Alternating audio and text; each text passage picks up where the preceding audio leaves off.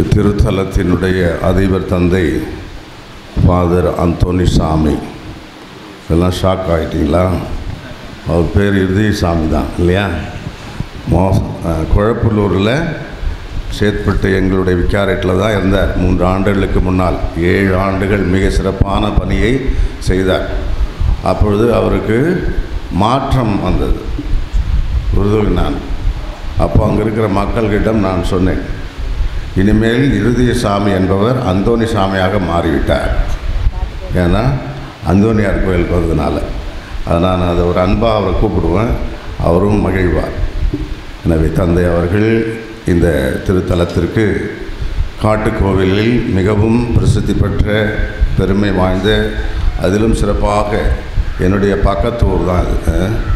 என்னுடைய அம்மாவும் என்னுடைய அப்பாவும் அடிக்கடி இந்த கோயிலுக்கு தான் வருவாங்க. அந்தோனியார் கோயில் அத்திப்பாக்கத்தில் அவர் தலைமை ஆசிரியராக பணியாற்றுகின்ற பொழுதெல்லாம் இப்படி மிகவும் நெருக்கமான ஒரு உறவு இந்த விருதுவலினான் காட்டுக்கோவில், அவரிடம் இருந்த பக்தி எல்லாம் நினைவில் வருகின்றது. தந்தை அவர்கள் இந்த ஆண்டு காட்டுக்கோவிலிலே கொடியேற்ற வேண்டும் என்று அழைப்பு விடுத்தார். அந்த ஒரு அழைப்புக்கு எனது நன்றியை தெரிவித்துக் கொள்கின்றேன். அவரோடு இணைந்து 2 குருக்கள், தம்பி ஜோசப்சன், தம்பி சதீஷ் அவர்கள் தாளாளர் தந்தையாகவும் உதவி பங்கு தந்தையாகவும் பணியாற்றி கொண்டிருக்கிறார்கள். உண்மையிலேயே இந்த புனித தலம், புனித அந்தோனியாவுடைய திருத்தலம் மேன்மேலும் வளர்ந்து கொண்டே இருக்கிறது. சுழல் நிலை மறிமுக அந்தோனியார், அது ஒரு அதிசயமான, ஆச்சரியமான, ஒரு புதுமையான சுரூபம். இதை பார்க்கின்றவர்கள் உண்மையிலேயே என்ன இது, அந்தோனியார் முகமும் அன்னை மரியாவின் முகமும் ஒன்றாக இணைப்பட்டு செய்யப்பட்டிருக்கிறது என்று. இதில் பெரிய ஒரு வரலாறே இருக்கின்றது. அதை பற்றி சதீஷ் பார் உங்களுக்கு சொல்லியிருப்பார்னு நினைக்கிறேன். ஏற்கனவே அங்கே சேத்துப்பட்டில் இந்த அன்னை மரியாள் பற்றி அவங்க நம்முடைய புனித அந்தோனியார் பிறந்த போர்ச்சுகல் லிஸ்பன் நகரில் அதை பற்றி அருமையான ஒரு வரலாறு இருக்கின்றது. அங்கே இருக்கின்ற எல்லாருடைய பெயர்களிலுமே பெரும்பாலும் மரியா என்ற பெயர் தான் இருக்கு. அவ்வளவு பக்தி உள்ளவர்கள் அந்த அந்தோனியார் பிறந்த அந்த ஊரில். ஆனால் அந்த அந்தோனியாருக்கு பதுவை புனித அந்தோனியார் தான் பெயர். அவர் பிறந்ததோ எங்கே? லிஸ்பன், போர்ச்சுகல் நாட்டில் உள்ள லிஸ்பன். அந்த இடத்தில் பெரும்பாலான குடும்பங்களில் எல்லாருமே பெண்களுக்கு மரியா என்ற பெயரோடு தான் அவர்கள் வைப்பார்கள். அது மட்டுமல்ல, புனித அந்தோனியார் பிறந்ததே எப்பொழுது? நம் அன்னை மரியாள் விண்ணேற்பு அடைந்த நாளில் தான், ஆகஸ்ட் 15. இப்படி அந்த ஊர் மக்களுக்கும் அன்னை மீது ஆழ்ந்த பக்தி நிறைந்தது. அதே போன்றுதான் அந்தோனியார் 1195 ஆகஸ்ட் 15 விண்ணேற்பு அன்னையினுடைய நாளில் பிறந்தார். அதே அன்னை மரியாளிடம் தன் வாழ்க்கை, கற்பை, தூய்மையை ஒப்புடுத்தார். 8 வயது நிறைந்திருக்கின்ற பொழுதுதான் அவருடைய தாயார் அவருக்கு திருமுழுக்கு கொடுக்கின்றார். திருமுழுக்கு கொடுக்கின்ற பொழுது அவருடைய பெயரை பெர்தினாந்த் என்று அவருக்கு கொடுக்கப்படுகிறது. திருமுழுக்கு பெயர். உடனடியாக திருமுழுக்கை பெற்ற உடன் அந்த சிறுவனை அழைத்து கொண்டு அவருடைய தாயார் அன்னை மரியாளிடம் சென்று ஜெபிக்கின்றார். என்னுடைய மகனை உங்களுக்கு ஒப்புக் கொடுக்கிறேன். உம்முடைய தூய்மையை, உம்முடைய பரிசுத்தனத்தை என் மகனுக்கு கொடும். என் மகனை நீர் பாதுகாத்து கொள்ளும் என்று ஒன்றுமே அறியாத அந்த சிறுவனுக்காக தாய் இவ்வாறு சொல்லி ஜெபிக்கின்றார். அதனால்தான் புனித அந்தோனியுடைய கரங்களிலே லீலி மலர் இருப்பதை பார்க்கின்றோம். அந்த மலரானது தூய்மையையும் பரிசுத்தனத்தையும் வெளிப்படுத்துவது. எனவே அன்றே அன்னை மரியாளிடம் புனித அந்தோனியாரை அவருடைய தாயார் ஒப்படைத்து விட்டார். அதன் பிறகு ஒரு 15-16 வயதிலே அவர் குருவாக வேண்டும் என்பதற்காக இந்த வரலாறு எல்லாம் நீங்கள் கேட்டு படித்திருப்பீர்கள். குருவாக வேண்டும் என்ற அந்த ஆவல் வரைக்கும் அவருடைய தந்தைக்கும் வேறொரு எண்ணம் இவரை கொண்டு வர பிரபு குடும்பத்திலே பிறந்தவராக இருந்தாலும் பணக்கார குடும்பத்திலே பிறந்தவராக இருந்தாலும் இவருடைய எண்ணங்களும் எதிர்பார்ப்புகளும் வேறு பாதை இருந்தது. அகுஸ்தினார் சபையிலே சேர்ந்து ஒரு குருவாக வேண்டும். அதன் பிறகு இவருடைய தியாகத்தையும் இவருடைய எளிமையையும் இவருடைய ஜெப வாழ்வையும் பார்த்து இவருடைய வளர்ச்சி, அன்னையின் மீது வைத்திருந்த பக்தி, ஏழைகள் மீது இருந்த கருணை, பாசம் இவையெல்லாம் வளர்ந்து கொண்டிருக்கு. ஆனால் எல்லாவற்றையும் விட புனித அந்தோனியார் ஒன்றை விரும்பினார். அது அவர் இருந்த சபையில் கிடைக்கவில்லை. மாறாக புனித அசிசியார் சபையில், பிரான்சிஸ் அசிசியார் சபையில் அவர் தங்கியிருந்த பொழுது ஒரு 5 குருக்கள் மொராக்கா நகரிலே சென்று, கப்பலிலே சென்று அங்கு இஸ்லாமியர்களுக்கு போதித்து மனமாற்றம் தர வேண்டும். அவ்வாறு அவர்கள் மீண்டும் திரும்பி வருகின்ற பொழுது ஒரு மறை சாட்சியாக அவர்கள் கொல்லப்படுகின்றார்கள். அந்த 5 உடலையும் பார்த்து, குருக்களை பார்த்து இவர் என்ன செய்தார்? அந்த சபையில் நான் சேர வேண்டும் என்று ஆவல் கொண்டார். பாருங்கள், அவருடைய கருணையும் அவருடைய ஆண்டவர் மீது வைத்திருக்கின்ற பாசமும் எந்த அளவுக்கு இருக்கிறது என்று சொன்னால், தன்னை முழுமையாக பலி கொடுக்க வேண்டும். ஆண்டவர் இயேசுவை போன்று இந்த மக்களுக்காக நற்செய்தியை நான் போதிக்க வேண்டும். நானும் இவ்வாறு ஒரு மறை சாட்சியாக, வேத சாட்சியாக மறிக்க வேண்டும். எப்படி இப்படிப்பட்ட ஒரு மனநிலை வரும்? கஷ்டம்தான். கருணை மிகுந்த உள்ளம் இருந்தால்தான் அந்த எண்ணம் வரும். கடவுள் மீது ஆழ்ந்த நம்பிக்கை, விசுவாசம் இருந்தால்தான் அந்த எண்ணம் வரும். எனவே இன்றைய தலைப்பு காட்டுக்கோவில் புனித அந்தோனியார் கருணை மிகுந்தவர் என்று தலைப்பை கொடுக்கப்பட்டிருக்கிறது. இவ்வளவு கருணையும் பாசமும் அன்பும் நம்பிக்கையும் கொண்டவர் தான் புனித அந்தோனியார். தன்னுடைய சக குருக்களோடும் மக்களோடும், ஏன் தன்னை எதிர்ப்பவர்களோடும், தன்னை விஷம் வைத்து கொள்ளும் அளவுக்கு எதிரிகளாக இருப்பவர்களோடும், இறை நம்பிக்கையே நற்கொடையின் மீது நம்பிக்கை இல்லாதவர்கள் மீதும் அவர் கருணையோடு பார்க்கின்றார். அவர்களை வெகு தொலைவில் இருக்கிறார்களே இந்த மக்கள், இறைவனிடமிருந்து வெகு தொலைவில் இருக்கிறார்கள், நம்பிக்கை இல்லாமல் இருக்கிறார்கள். அப்பொழுது அவருடைய வாழ்க்கையிலே என்ன நடக்கிறது? புதுமைகளை நாங்கள் பார்க்க வேண்டும், இந்த புதுமைகளை பார்த்து நாங்கள் மனம் மாறுவோம் என்று நகரமே கேட்டுக்கொண்டது. அவரை வெறுத்து ஒதுக்கியது. ஆனால் அவர் கருணை மிகுந்த மனிதர், புனிதர் என்பதனால் உயிரினங்கள் மீது அளப்பரிய அன்பு வைத்தார். அவருடைய போதனை எந்த அளவுக்கு இருக்கின்றால், மீன்களுக்கு கூட போதிக்கின்றார்.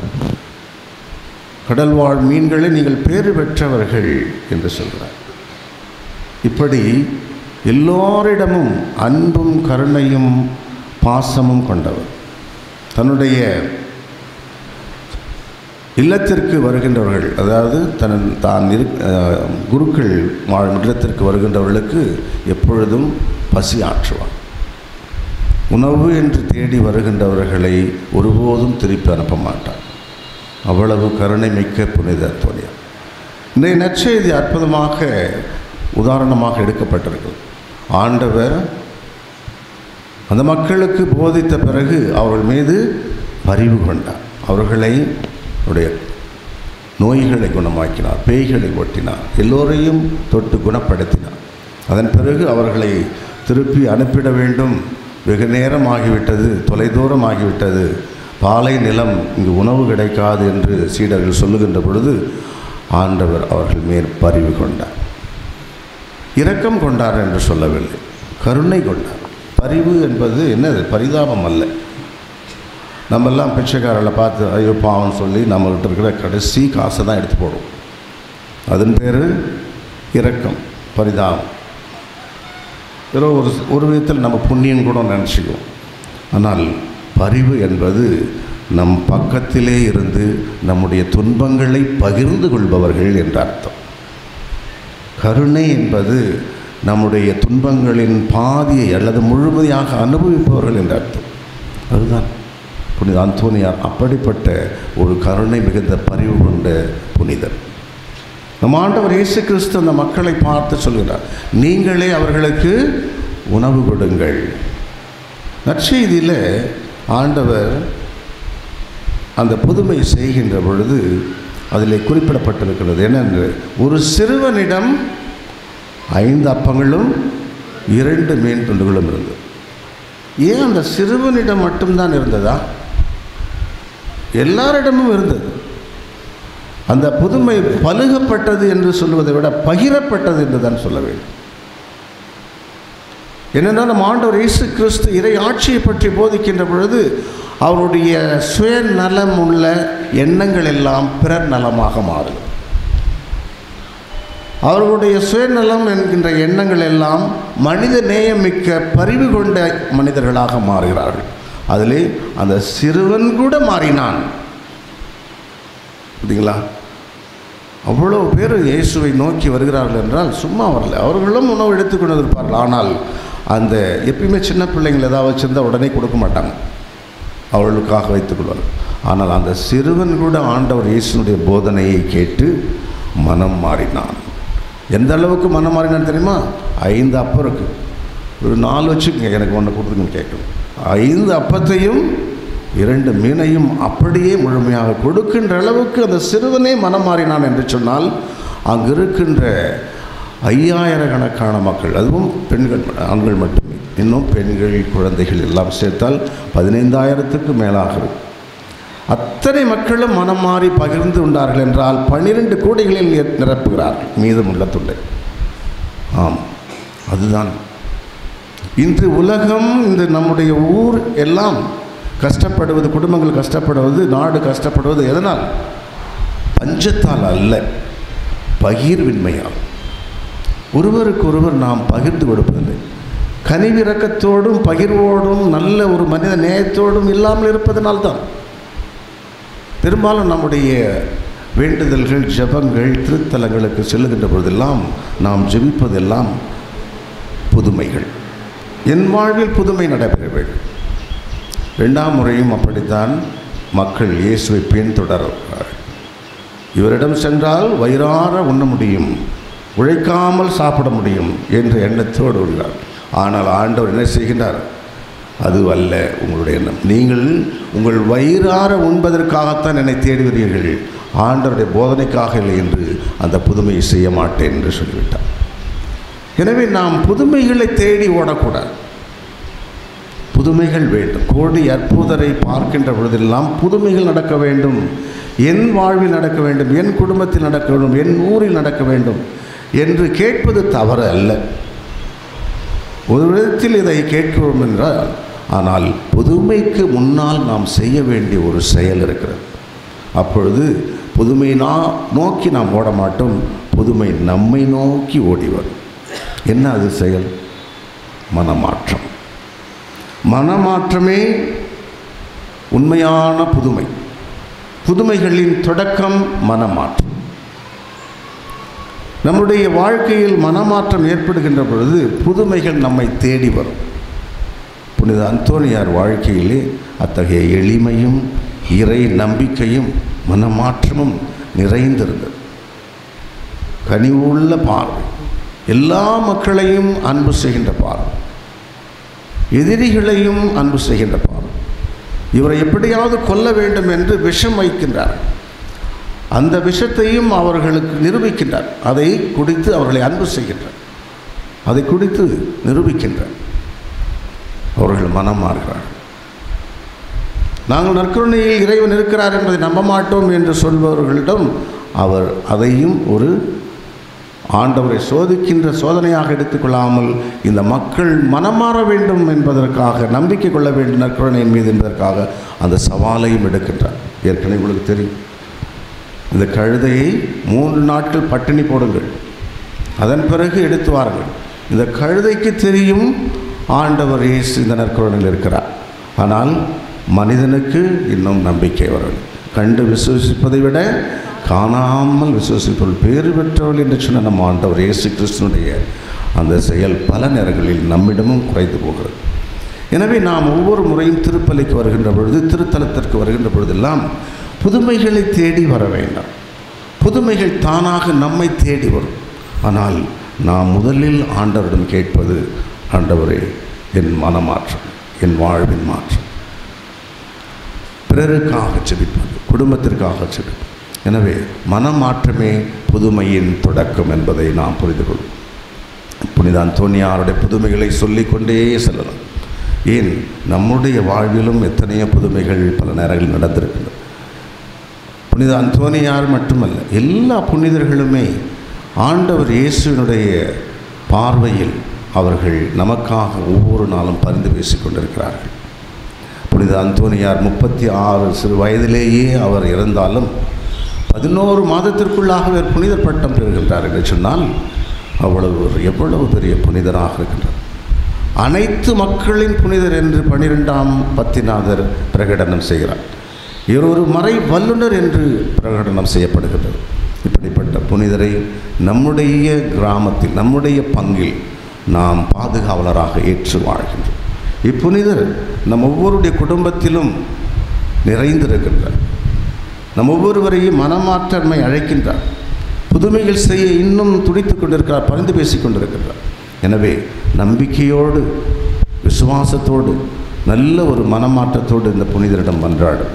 நம் ஒருவருக்காக ஜெபிப்போம். நம் பங்கு குருக்களுக்காக ஜெபிப்போம். கண்ணீர்களுக்காக ஜெபிப்போம். துறவரம் இன்னும் அதிகமாக வளர வேண்டும். இந்த துறவரத்தின் மூலமாக இறைவான வார்த்தைகளானது சமூக சேவையினாலும், கல்வி பணியினாலும், இன்னும் மருத்துவ பணியினாலும் இன்னும் வளர வேண்டும், மக்கள் வளர வேண்டும்.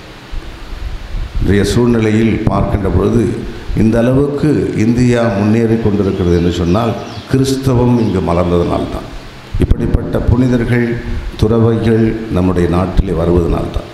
எத்தனையோ கல்வி நிறுவனங்கள், எத்தனையோ மருத்துவமனைகள், எத்தனையோ சமூக சேவை சங்கங்கள், இவைகளெல்லாம் பார்த்துத்தான் மற்ற மதத்தினர் நம்மை பார்த்து செயல்படுகிறார். எனவே பிறர் அன்போடும் மனித நேயத்தோடும் புனித அந்தோனியாரை போன்று கனிவோடும் பரிவிரக்கத்தோடும் நாம் ஒருவருக்கொருவர் பகிர்ந்து நிறைந்து மகிழ்ந்து வாழ இறை அருள் வேண்டி புனித அந்தோனியார் வழியாக இது திருப்பலியில் மன்றாடுவோம். ஆமென்.